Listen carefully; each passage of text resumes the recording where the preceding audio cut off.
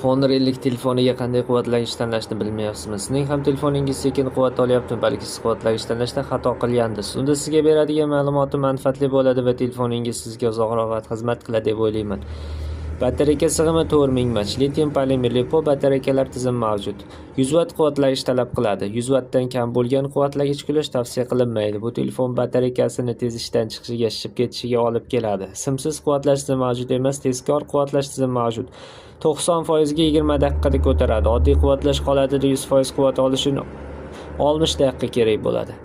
Internetdan foydalanganda 9 soat 42 daqiqa, videolar tomosha qilganda 13 soat 15 daqiqa, o'yinlar o'ynaganda 5 soat 40 daqiqa, kutish rejimida 78 soat, umumiy avtonomiy holatda 21 soat 27 daqiqani tashkil qiladi. Agarda sizga ham shunaqa ma'lumotlar qiziq bo'lsa, videomiz izohiga yozib qoldiring. Videomiz manfaatli bo'lgan bo'lsa, bizlarni kuzatib boring. Hozircha xayr, salomat bo'ling.